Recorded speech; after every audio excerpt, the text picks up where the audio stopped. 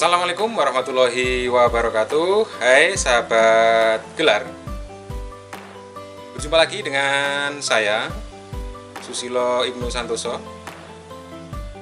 dalam video pembelajaran Bahasa Indonesia SMA.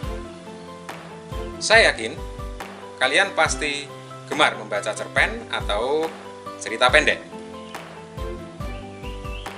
Dari cerpen yang kalian baca, pastinya kalian paham apa isi cerpen tersebut. Untuk memahami isi cerita pada sebuah cerpen, apa yang kalian lakukan? Ya, tentu harus memahami unsur-unsur pembangun cerpen. Baiklah sahabat gelar, kali ini kita akan membahas materi Bahasa Indonesia kelas 11 semester Gasal, yaitu unsur pembangun cerpen. Cerpen merupakan jenis teks narasi. Seperti teks lainnya, cerpen juga mempunyai unsur pembangun.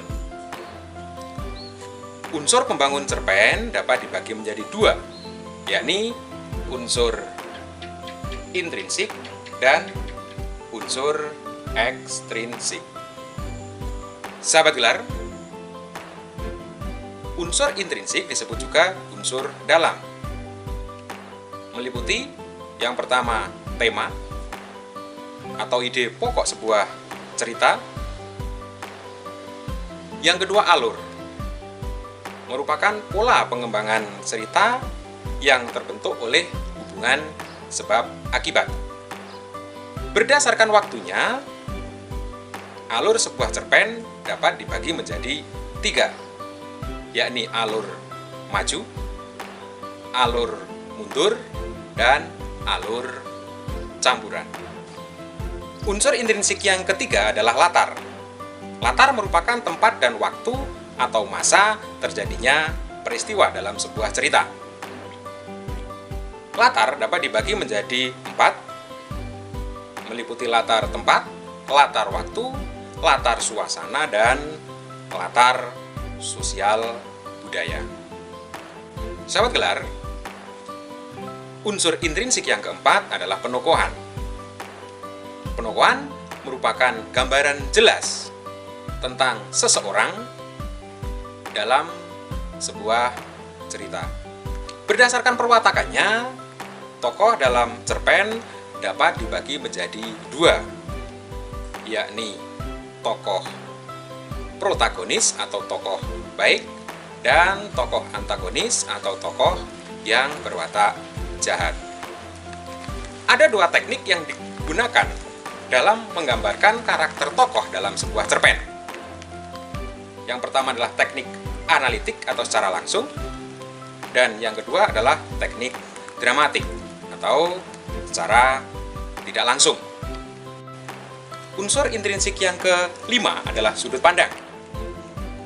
Sudut pandang atau cara pengarang bercerita meliputi sudut pandang orang pertama atau akuan, sudut pandang orang ketiga atau diaan, dan sudut pandang campuran. Unsur intrinsik yang keenam adalah amanat. Amanat merupakan pesan yang ingin disampaikan oleh seorang penulis kepada pembaca.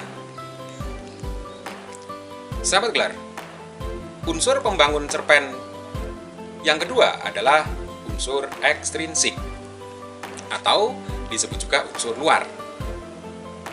Unsur ekstrinsik atau unsur luar meliputi bahasa,